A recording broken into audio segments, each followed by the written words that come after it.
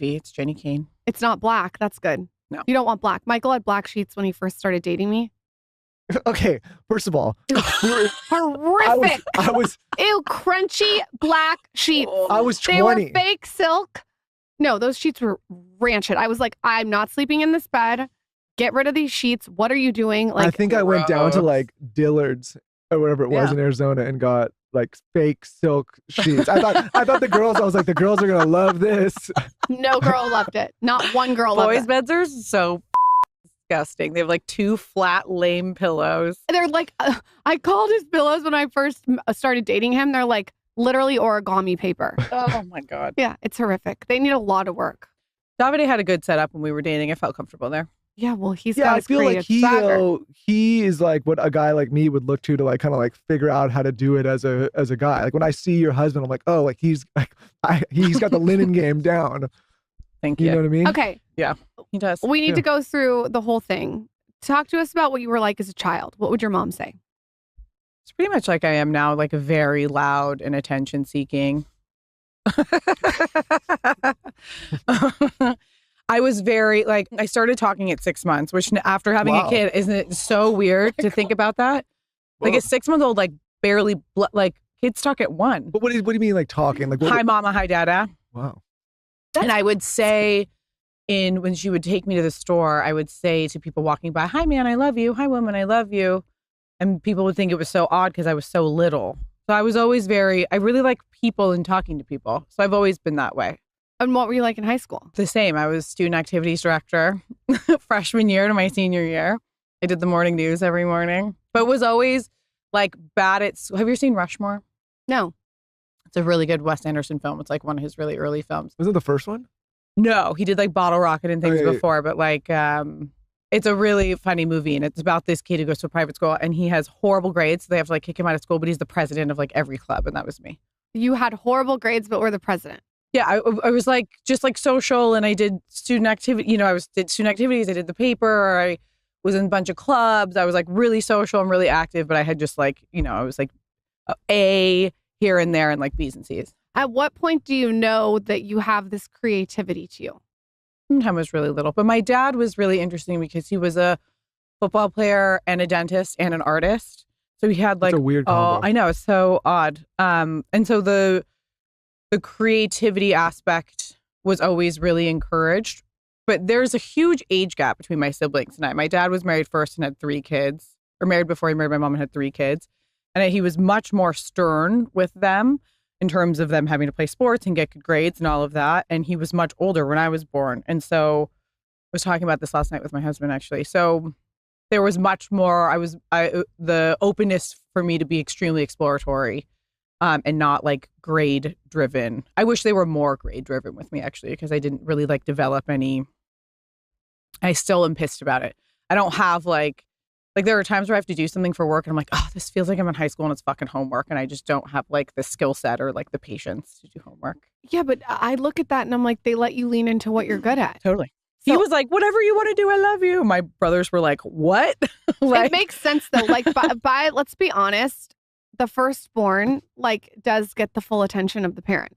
Like, well, sorry. no, I think about like it's not just that, but it's like the age. My sister is almost 10 years younger than me, my youngest sister. Yeah. Hi, Tara. And I feel like, and I always say to her, like the way we were parented, same house and all that, but you're raised different. It's just different because, yeah, I mean, there's like a 10-year gap, 10 tired years of putting up with my shit. Years, you know? yeah. Yeah, they're just like done. What's the first moment that you remember getting your hands on something fashion? Oh, I was young. My mom's very beautiful and very elegant, but she never shops. She's a TJ Maxx girl. She does her own nails. She does her own hair. She doesn't spend a penny on herself ever. And I would be like, we need to go shopping. Like, you need to buy, like, there used to be this store called Ghost on Robertson. And I was like, you need like Ghost in your closet. And she'd be like, how do you fucking know about that? Like, so I had a job in 8th grade folding clothes at a store. As soon as I could work, I wanted to work. Everyone I've talked to about you describes you as a tastemaker. Was that something that you were when you were younger?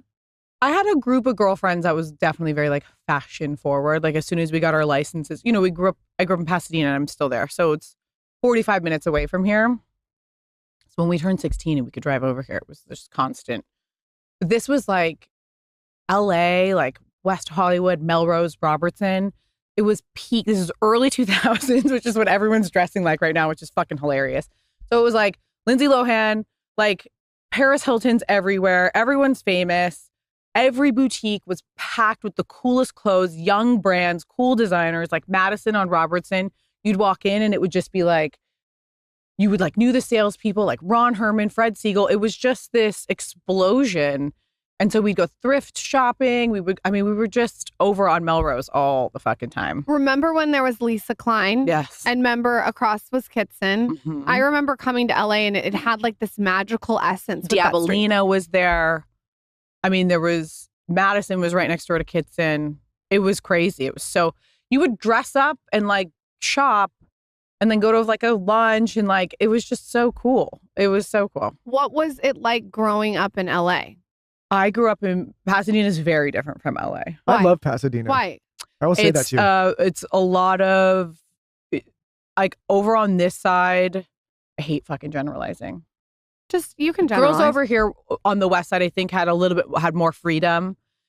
You know, there were girls that were in like rehab in high school. That really wasn't like a thing. Like, it was just slower. There's a lot of old money in Pasadena. So, you know, being super flaunty, it But it was feels like it's like something that was cool. like frozen in time in some ways. Yeah, totally. But I love that. That's Yeah. why I like it over there. And my parents were, you know, I was like solid middle class, you know, like my dad was a dentist. He only ever had like used cars. He never had a nice watch or anything, but we all went to private school. And I was just like, loved stuff. I was just like, I need that. But not even like I need like designer things, but I was like, I love vintage. And I just would like put things together. I mean, also Sex and the City was out, you know, that was like my Bible. So it sounds like you always had an eye. What point do you realize that you can monetize off your eye? It kind of happened by accident when I got into Parsons, like applying to school was, That's I the think hardest fashion school to get into. it was a very weird time because this is when it just got really hard to get in. This is like the beginning of it getting really hard to get into college. Like USC for my brother was like, everyone got into USC, you know? And then by the time I was a senior in high school, it was like, they wanted to become like an Ivy League school. So I always thought, I'd go to SC like my brothers, and my dad did, and it would be no big deal. And then they were like, yeah, no, like you need to go to like a UC school first and transfer in because your grades aren't good. And so I was like, I got to lean into like being arty, like, you know, going a creative route. And I don't think that, I mean, I remember my college counselor being like, this is going to be tough, like, because you have a lot of great activities, but like your grades aren't very good. And, you know, people really want good grades. And so I got into the new school, Eugene Lang. I was doing like media and communications first and then transferred into Parsons for marketing. And when I got to New York, I was like, okay, like this is my place, you know? I wish I still lived there. I miss it every day. What's New the York? first? Mhm. Oh, What's the first thing you monetize off of? Like, how do you I had know a blog. you had a blog? Mhm. What's it called? Fighting the War Against Blowing It. really? Is that really the name? Yeah, because I was like, when you move to New York, it's every day. It's like, how can you blow it? Like, because you're walking to class, but then you run into someone and they're like, there's this party happening or this, or you're hungover, or like, there's just so many distractions. And so I felt like every day was this battle to not like fuck up school or like, you know, fuck the wrong person or get too drunk or like whatever, because it was just like adult Disneyland all of a sudden. You know, I was 18 from an all-girls Catholic high school. And then I'm like in New York on my own. It was crazy. So what's the first piece that you make? Clothes. I didn't get into designing clothes until I was at Reformation. I did PR, I did production, I did photo shoots. I did my favorite job was being a waitress, but I did all the things. I did tons of marketing. I worked at People's Revolution. Like I was on the back end of everything. I started designing when I was at Reformation because I knew the customer so well, and I was the customer so intensely that they were like, you should probably start designing, like sit in on some design meetings. And then I became the designer there. Before we get into Reformation, you have to tell me how it was working with Kelly. How do you say her last name? Kelly Catrone. Yeah. Yeah, it was like everything you... I've read all her books. Yeah. Is it everything that I think it is? Yeah. Was it amazing? Yeah, it was incredible. I mean, we would like smoke in the office when everyone would leave. It was so much caffeine. It was like staying up, pulling all-nighters. I lived upstairs in the back of the showroom.